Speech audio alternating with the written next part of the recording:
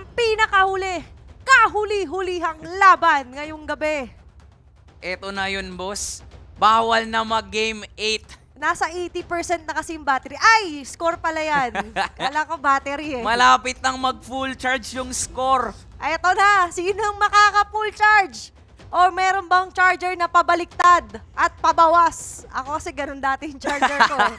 Pabawas eh. Pero hindi mababawasan yan kasi Wala na madadagdagan ng kumpiyansa ang mga teams na to, Okay. lalong-lalo na. Ang babawasan lamang ay mga heroes at hindi nga mapapasa kamay ni CY ang Nathan on this best of 7 from game 1 up to game 7. Hindi maibibigay ang Nathan para kay CY. Respect. Okay. Ilang games? Magpipito. Sige, CY, wag ka nang magnatan. Sige, CY, wag na lang. Pero ngayon, RQ Kaitom, tila ba, sabi nila, nakapanglason tayo dito sa chip. Acknowledge. Okay? Selyado. Yung Luye ay open pa rin naman. Lahat po ay open. Ayan, kaya nga wala na nakalagay dyan sa baba. Ito yung ultimate lason round eh. Bumabalik tayo sa best of 1. Oo nga, no? Parang ano to ah. Pero, hindi na nagre-reflect yung global ban ulit. Oo nga. Parang regional qualifiers lang to. Kung saan tayo nagsimula, doon din tayo magtatapos. Pero malalaman natin sino ba ang pinakamalakas sa buong MDL, removing that Gatot Kacha as well. Ino-open nila yung Phobius. Ino-open nila dito yung mga heroes ni James Punks for RRQ. Phobius nga ba yung last ban? May Khaled din naman na pwede nilang May Luyi gamitin din. or i-trade. May Luyi din. May Zushin din na available. As in, all in tayo dito para sa dalawang koponan. Corty, pipikit na lang ako. Kasi apaka hirap makita. Open yung Phobius. Open yung Luyi. At open din dito ang Ling. Khalid. Hayabusa, Khalid, Matilda, lahat open.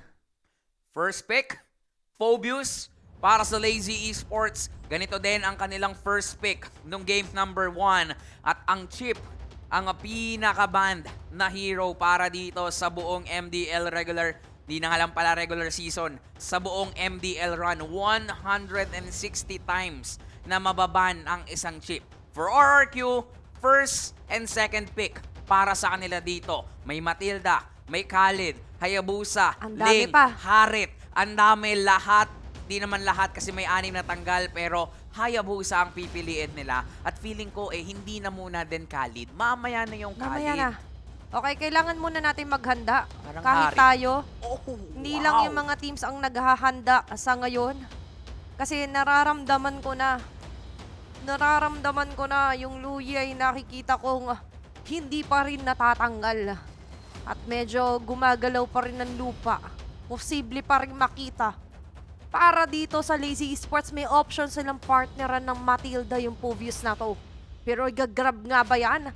Dahil sa ngayon, yung Ling ni James Punk sa makikita natin. Mapapasa kamay muli nila yung Ling, katulad ng game number 1.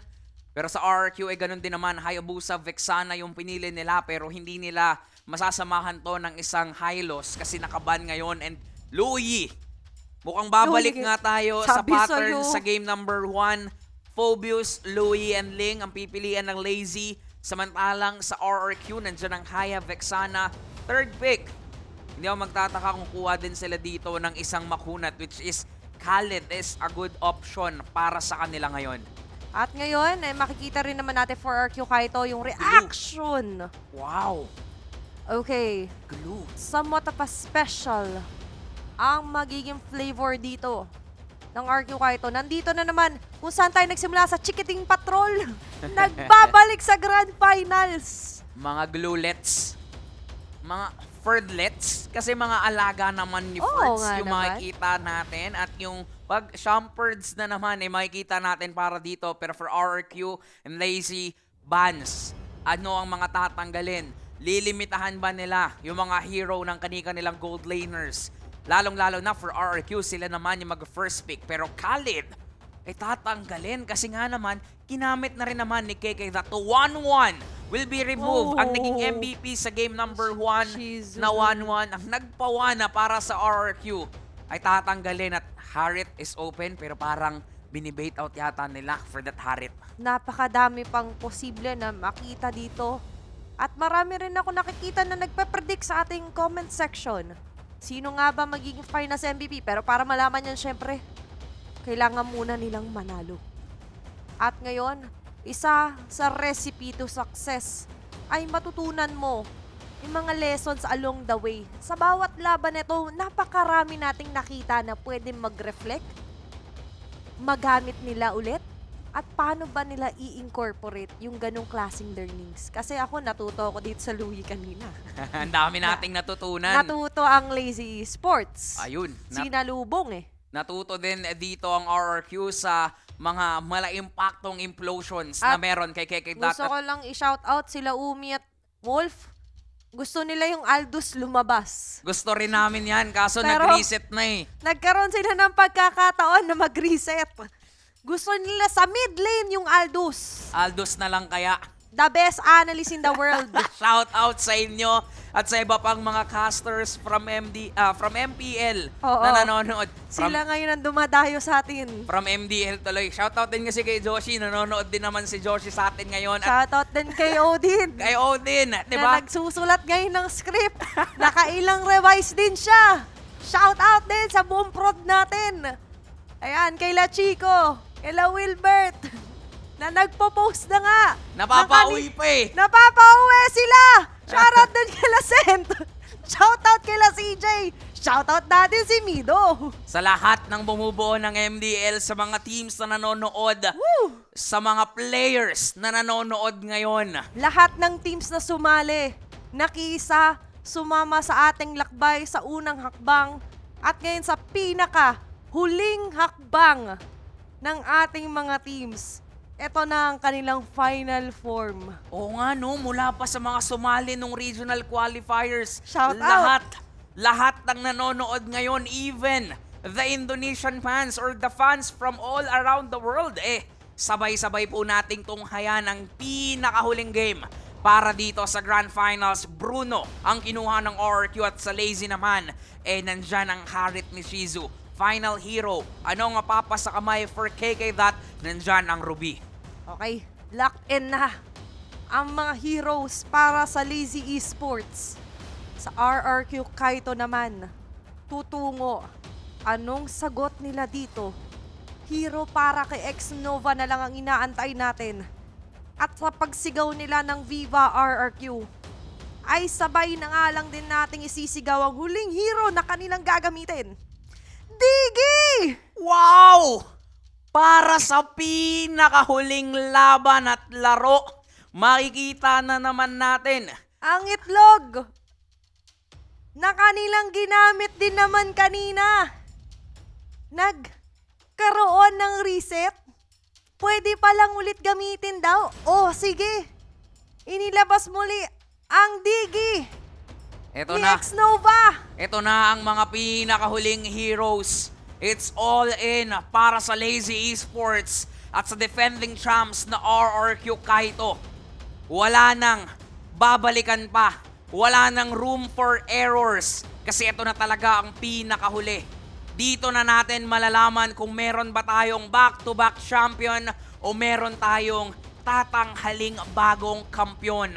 As we're heading over sa ating game number 7, titingnan natin paano nila sisimulan ang kanilang pinakahuling hakbang. Nandito na tayo sa point of no return.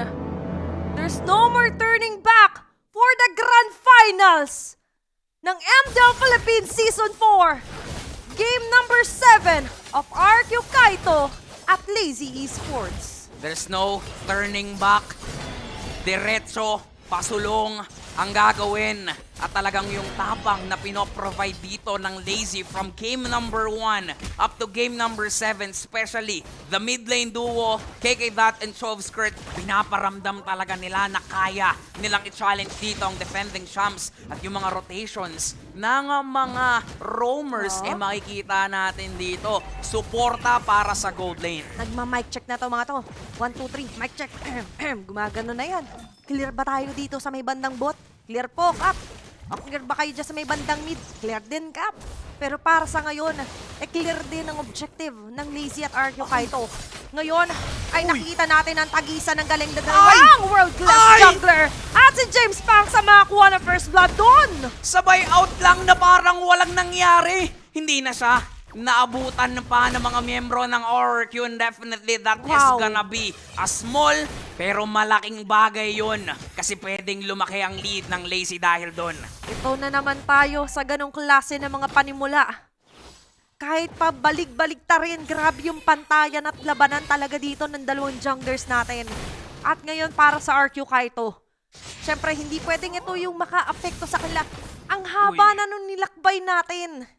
Napakahaba na nga talaga, 'di ba? Who would have thought na from the regular season ang daming nag-iisip kung kaya pa ba ng RRQ, ng defending champs na depensahan yung kanilang trono, pero nandito sila ngayon. Kanina nga tila ba matatapos na yung serye, may bago ng kampiyon pero pinapakita lang nila yung kanilang lakas, pero ganun din naman sa Lazy Esports. Uulitin lang natin ang istorya ng Lazy mula pa season 2. Talaga nga namang sinusubukan na nila maging kampiyon at nandito sila sa Grand Finals. Mula sa itaasang lakas, sinama tayo sa kanilang lakbay sa tagumpay. At ngayon sa kanilang una at huling hakbang, kasama pa rin tayo ngayon na umaantabay kung ano pa nga bang dapat nating tignan at pwedeng maging gabay sa mga susunod nilang laban.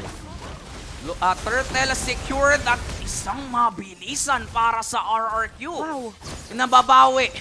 Sa inyo na ang Turtle, amin ang buhay ni Der, pero masasabi ko pa rin na malaking bagay yun for Lazy, especially si James Punks. Ayaw na ayaw mo makakapag-farm si James Punks. Mabibigyan ng espasyo si James Punks, pero nandito. Okay, diversion. Nandito ang diversion. Saan sila pumunta? Oy, bumaba yata. Hindi. Ito, sabi nila parang maalanganin. May mga bombs bunny dito muli. Si X-Nova. Sana wag tayong masyadong dikit-dikit. Kaso ito yung padidikitin nila. Naglatag na nga lang din na maagang Zaman Force dito Shizu. Andon ang mga pag-appear. Pero walang magdi-disappear din muna dito sa ating mapa. Uy, nagkakaretrihan din partida.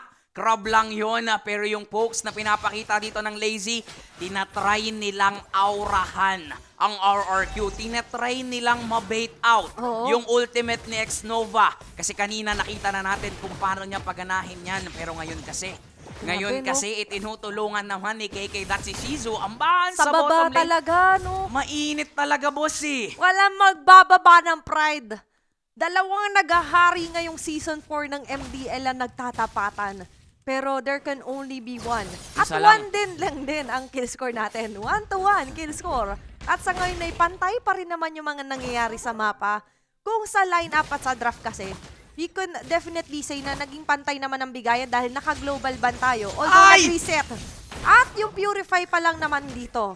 Ang magagamit, medyo kailangan natin kumalma. Nadadala na tayo ng ating mga emosyon. Boss, mag-aalas 11 na rin pala. Pero parang hindi ako makakatulog dito sa ngayon kung mabibitin talaga ako sa mga kaganapan. Pero yung mga ganon, mawawala talaga yung antok mo. Ito yung dahilan para ka bumangon. Kung nakahiga ka ngayon, kung pag nag-RG ka, di ba pag intense napapaupo ka? Kailangan mo munang umupo at tumutok. Okay, kailangan nyo umupo. At syempre sa mga may natutulog ng katabet, pasintabi lang po, baka bigla kaming sumigaw, may disclaimer na agad.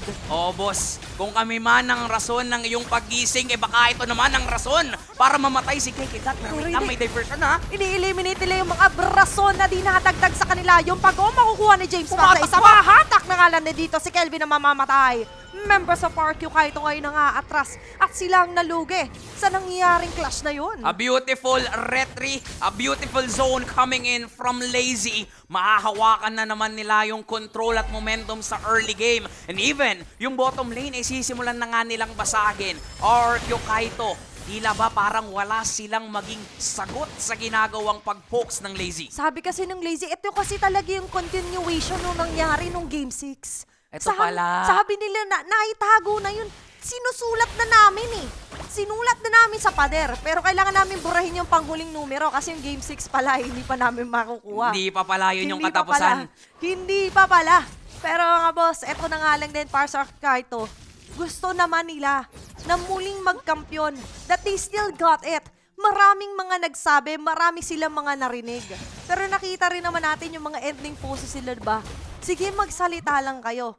Kasi sa bandang uli, papatunayan na lang namin. Kung paano pinapatunayan, kung paano pinapanindigan ng RQ Kaito yung kanilang pangalan at kanilang lakas. Ngayon, challenge nga sila ng Lazy Esports. Susubukin sila ng nagbabagang Lazy Esports. Partida ang ginagawang pampalakas loob nito. Mga street foods, isaw, barbecue. Pero ngayon parang feeling ko, pag sila yung nagkampiyon, baka only isaw at barbecue ang makita natin mula sa kanila. Kahit nga mag-buffet, okay lang din. Pero para dito sa Lazy Esports, matagal-tagal na nilang, kumbaga pinapangarap. Makaabot Matagal na. sa finals at eventually maging champion para dito sa MDL. Sa kanilang lakbay, nakita rin naman natin ng struggles. Pero tulad nga ng kanilang key to victory, kailangan ni Chanley yung every hardship na yan, i-convert nila into an inspiration. At yun na nagiging motivation din nila. At ngayon ang mission nila ay patalisikin, i-usurp ang nagaharing RQ Kaito. Kaya ba nila? Paano nila gagawin yan? May diversion na naman dun sa likuran, nakasilip. At mukhang si Shizu mabibigyan! Oy, muntik na nga lang din mamatay to si Shizu. Pero ready to rumble ang mga membro rito ng RQ Kaito. Si Kelvin sobrang likot, hindi siya basta-basta mahuhuli. Pero mahuhuli pala doon ay si Kekedat at si Shizu. Ngayon, hindi pa tapos ang storya. Kasi meron pa James Banks na double kill. At doon sa likod, sabi niya, kailangan nyo ba ng tulong ko? O sige, ako nang bahala. Sumalumong kay Kelvin, magka-quad shadow out. Pero Lazy Esports on the other hand, ay papantay sa bigayan doon. Pantay na pantay ang bigayan. Dahil nga naman gold laner at kanilang roamers lang naman ang mawawala. At yung turtle, yung pinakahuling pagong, baka nga maging lord na yan. Diba? Hindi na nakuha ng dalawang koponan kasi masyadong mainit. But then again, we couldn't remove the fact na Lazy Esports yung magkakaroon ng lead dito. Yung mga initiations nila, maganda din naman. Ang magmamatter din is kung paano ginagalawan ni James Punks. Kumuha ng torre doon sa bottom lane at umalis na para namang walang nangyari. Ang huling pagong sana ngayong season ay naging Lord. Gustuhin niya mang magstay. Pero anong oras na rin daw kasi? Oras na rin para ngayon mag-respawn ng unang Lord sa laban na ito. Nandito pa rin naman, namumuo ang tensyon. Andito ang mga posisyon ng mga miyembro ng RQ Kaito. Nandyan ang Kingdom, nilatag ang Eternal Guard. Andyan ang Deadly Grasp with the Curse Blast. Lahat tumama ng alang din just to ensure that Kekedat will fall down. Tempest of Blades, ginamit ang alang din ni James Banks. Pero instead na pa ganon, ay tila ba pa ganon, patakbo ang naging saludo dito ng Lazy Esports habang RQ Kaito. Dalawa ang matatanggal nila dito para sa Lazy Esports. Kumpleto pa ang kaharian ng RRQ.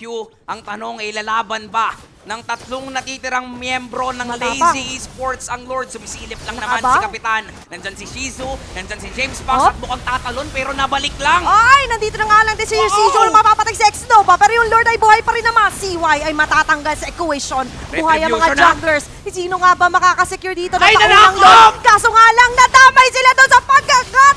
At sabay-sabay na nga lang din na makukuha ng Lazy Esports ang Lord na yun. Mapapasabi ka na lang ng amen kasi the Lord is with you. Natulungan ang Lazy Esports. At ngayon yung RRQ, mawawalan pa sila ng mga buhay. At yung Lord ay mapapasakamay na nga ng mga challengers, mapapasakamay na nga at makakasama nila sa pagmarcha.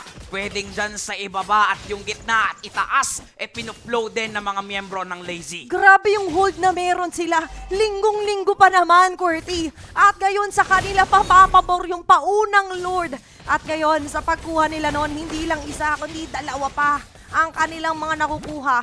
Tore man yan, kill man yan, ngayon ay pumapabor sa Lazy Esports. Pabor na pabor talaga. Unti-unti ding lumalaki yung lead na meron sila.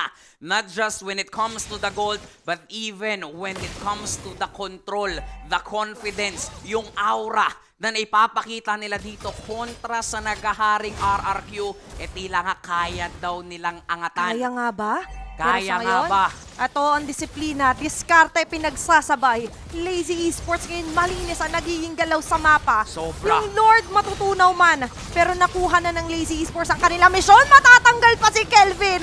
At with that, bawas na naman duguan ng RQ Kaito. Grabe yung linis ng performance na meron dito ang Lazy Esports. Sobrang synchronized. Umabot sa Game 7 at sinisimulan Okay. na naman ni Der ang pagtalon dun sa laban. Gusto Nililid nila. na naman niya ang kanyang mga kakampi. O ito ang first step. Pero mukhang kakalma muna sila dito dahil ayaw nilang ipilit yung laban. Si Dera nagiging direktor ng kanilang buhay, ng kanilang mga plays. And definitely magtitiwala ka kasi alam niya kung ano yung ginagawa niya. At ngayon, nakikita natin, 6K gold lead. Magta 12 minute pa lang yung laban natin. Pabor na pabor, number man yan. Into the kill score man yan. Lahat ay para sa Lazy Esports. Sabi nga dito ng ating madla, sabi ni Viva Laga, RRQ champions daw. Pero ngayon, mukhang mahihirapan sila kahit papanong bumawi dito kasi ang laki ng lead sumisilip. Si KK That, nag-aantay ng pwedeng mahuli Oh. pero nandyan lang din naman yung mga bombs May bunny. James Pang Nandun yung hatak! Kaso nga lang, na-force na naman dito yung Times Journey pero mukhang mga members dito ng RQ kahit ang pupuruhan ng Lazy Esports. Doon sa pinakagilid, andun na nga lang din ang mga chicketing patrol ni Ferds, yung mga glulets, nandyan na pagkapit, ang pagsabunot, ang pag-shampoo, nire-retain yung posisyon. Pero Binitawan. mukhang sila muna ang bibitaw sa posisyon at bibitawan muna nila ang mga miyembro dito ng Lazy Esports. Di ko kasi alam ano bang treatment yung gusto mong gawin sa buhok mo. Kaya sige, wag na lang muna. Ano nga ba? Lalong-lalo na meron namang Lord na parating at unti-unti talagang lumalaki ang lead na meron dito ang Lazy. Yung Digi kanina from other games na nakita natin was definitely crucial. But now, Yeah. parang enough yata kahit si KK That lang yung threat Oh dito. my gosh, 'di ba? Ay yung sabihin na natin ang mission niya lang talaga i-proc agad dito ng early in Times Journey. And without that Times Journey, sobrang awkward or naagaalangan talaga na iilang ang RQ Kaito na pumasok. Pero ngayon, hindi sila pwedeng mailang lang. Lord Dahil Lord na ito, QWERTY, na sinisimulan. At mo ay re-reset, ipang bebait lang to ng Lazy Esports. Pang bait out na naman at si Kuya James Punks, the man with a million moves, meron na naman siyang million na galawan. Makiklear muna dun sa itaas, ifo-flow muna at papaangatin pero kailangan din kasi niya ng energy. Kailangan din niya ng purple para nga naman kung mag-all in dito sa Lord, kaya niyang tumulong sa Kaya. mga tropa. Andito naman na rin ang ibang mga miyembro kumakatok-katok sa Lord. Urong sulong lang, pero sa Matak. ngayon walang makakatak si Kekedat. Might be a go signal for RQ Kaito, pero sa ngayon nandyan pa rin naman ang pag-iingat. Uy, Shizu! Papasok dito si First onto Shizu. Na-force ang Zaman Force, Aray! pero mapapatay pa rin siya doon. Ngayon, tatakbo sila. Susundan Uy! pa rin yata sila dito na Lieutenant Diversion James din! Tass. At mukha sila pa ay hindi basta-basta pauwi. Nilatag na nga lang din ang Eternal Guard para tumulong. Para hindi na sila sundan. Magtatantan man ang mga membro ng Lazy Esports. Pero yung Lord ay hindi nila tatantanan. Napakabilis lang ma-burst down ng mga miyembro ng Lazy, yung mga nagtatry na talagang pasukin sila dito at mukhang Okay. ready na silang Gusto magmarcha sa nila. gitna. May Lord pa silang pwedeng antahin Okay. pero parang nagmamadali na yata. Pag may napitas pa ditong isa, that might be it para sa Lazy Esports para nakawin, kunin ang titulo. Hindi bigyan ng chance makapag-depensa ang RQ Kaito, pero may chance pa rin naman. Mababa mga death timer, aabot sila Kelvin, pero ready na naman at angat ang minion wave ng Lazy Esports. Mukhang lalaban dun sa baba. Si Ferds na naman ang nahatak dito ng mga miyembro ng Lazy. Okay. May Lord pa dun sa gitna pero mukhang Tore lang muna ang gustong gawin. Pero- Ito na ba ang simula ng Lazy? At dito na nga sa kanilang pagtatagpo, ay hindi naman masyado lalaliman ng Lazy Esports sa mga kaganapan. Makakadepensa pa rin dito ang defending champions. Pero ngayon, sobrang unfamiliar territory na to. 40, magpe-15 minutes, basag ang Beast Turret sa gitna pati sa baba. At sobrang laking lead pa rin ang hawak dito ng Lazy Esports. Kakalma pa rin ang Lazy kahit na sobrang laki na ng lead nila. Ayaw na nilang Ayaw mangyari nila. yung pag-comeback na ginawa ng RQ kanina pero sumisilip at tinatry pa rin talaga ni Ferds. Okay. Shampoohan si Der pero nandito kasi sila Kuya James at sa gilid nandiyan pa sila Okay, Shizu. may isa pa mahatak. Si X-Nova yata ngayon ay mapuforce agad ng Times Journey. Nandun yung Eternal Girl pero wala masyado tatamaan. Ang Bigger. tatamaan dito ay sila First ay hindi na nga natin Aroy! pauwiin. Nilatag ang Summon Force. Isa ang babagsak. Ngayon ang Lazy Esports may pagkakataon tapusin na nga bang laban na to? Pwedeng yung itaas na Tore muna ang kanilang kunin. One step at a time. One step lang. Paisa-isang hakbang lang. Dahan-dahan lang. Okay? Pero ito na nga ba ang kanilang huling pagtatakbo? Dahil ngayon sa Pumatak! kanilang pagtatakbo, iba yata ang magiging pagbabago. Ito na nga ba ang pag-asa na mabago ang kanilang story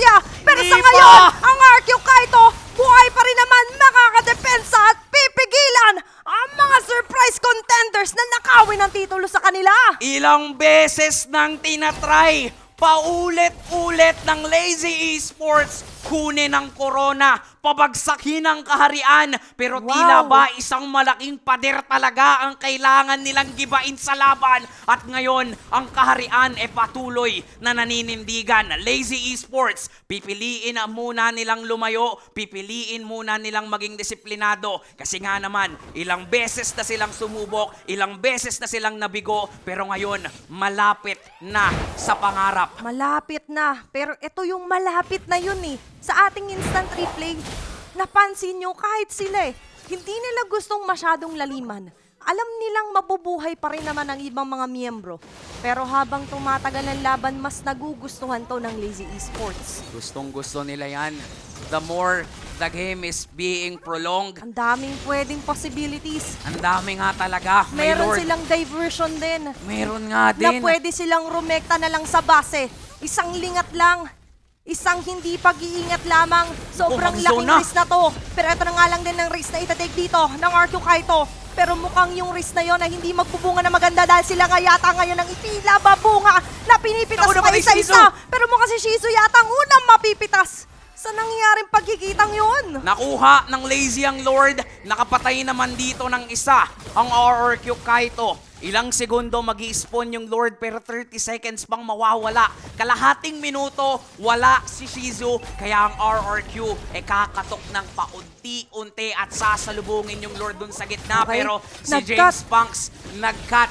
The man with the million moves talagang pinapakita sa atin. Gusto ko na ng trophy. Gusto ko Gustong-gusto na niya. ng kampyonato. Gusto niya nang itabi sa pagtulog na nakangiti sa kanilang mga labi na kampiyon kami sa pagtulog. Pero yun din kasi yung pangarap, yun din yung gustong tutuhanin ng RQ Kaito na eventually maging back-to-back champion dito sa MDL Philippines. At hindi pa rin kakayanin ng Lazy Esports pabagsakin ang nakatindig na kaharian ng RRQ.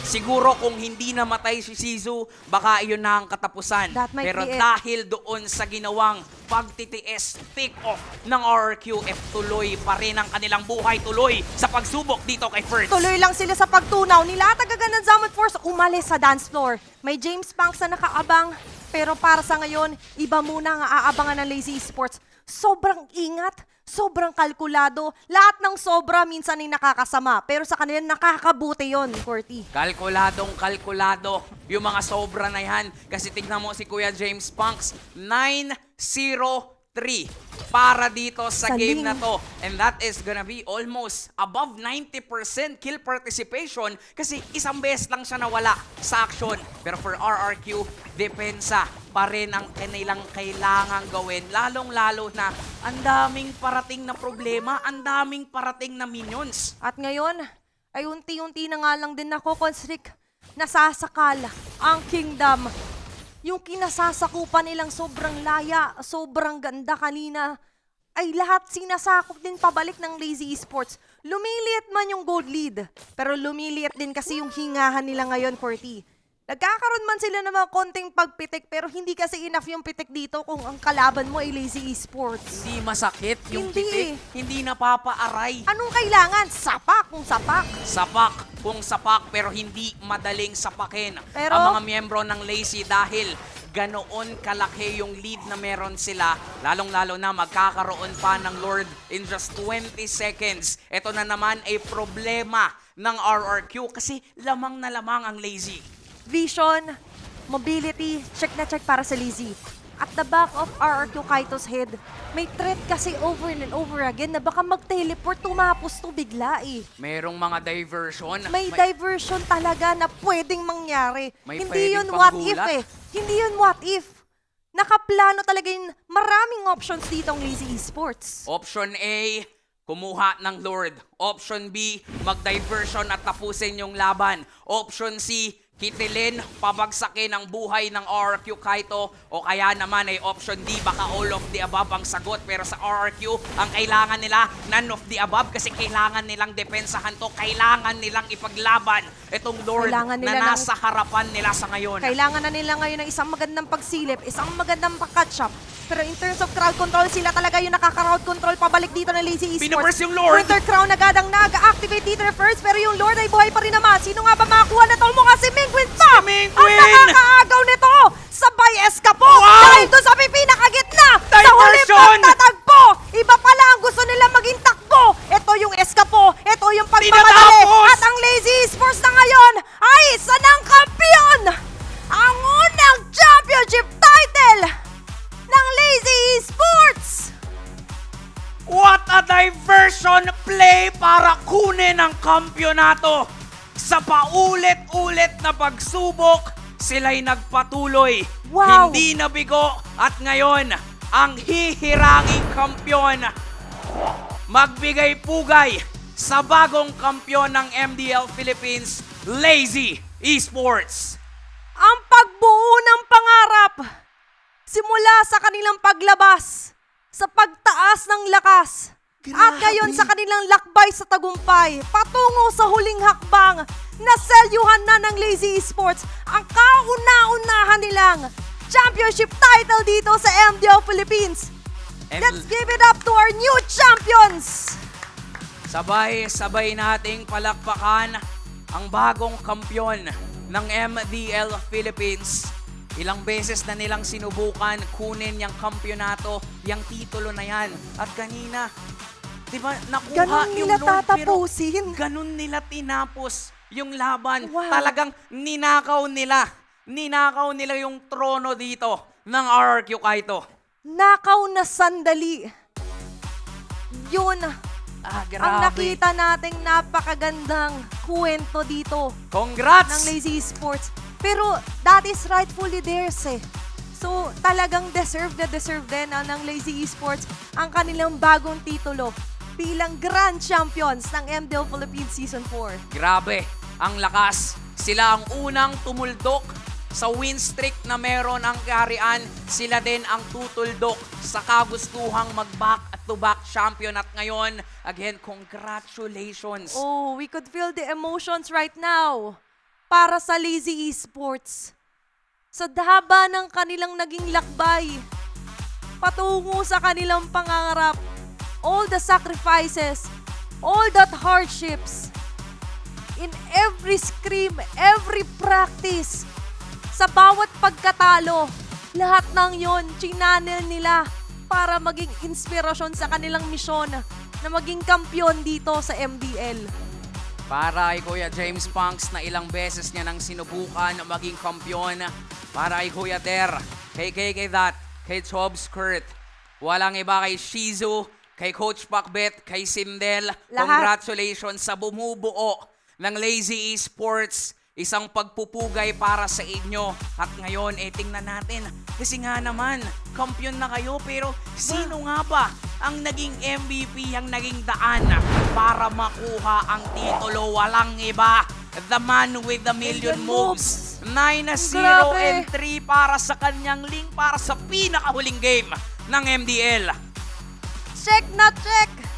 James Pangs, our Game 7 MVP para sa nangyaring laban na yon. Sulit na sulit ang panonood. Sulit na sulit ang paggising, pagpupuyat. And all throughout, James Pangs really did his best. Hindi niya lang kinalaban dito yung ibang mga teams. Kinalaban niya rin yung record niya last season. Grabe. Hinigitan niya pa. Exceeding expectations. At yung dalangin nila ngayon ay nagkatotoo na. Napakatindi ng gapang na ginawa, ng pagbangon na ginawa ng Lazy Esports. Wow. Mula pa Season 1, Season 2, 3, and now for Season 4, ngayon sila magiging successful sa pag-claim ng titulo. Yung mga diversion na paulit-ulit nating nakikita kay Chovskirt, from Season 1 na pa niya, gustong ipakita yung kanyang lakas at ngayon, Nahawakan para niya. sa pinakahuling hakbang, diniretso eh. High risk, Pero sobrang rewarding nung nangyari doon, QWERTY. Grabe. Congratulations para sa ating bagong kampyon, Lazy Esports. At para mas tulungan pa tayo at bigyan ng insight sa game, Joshi Cakes, ikaw na to.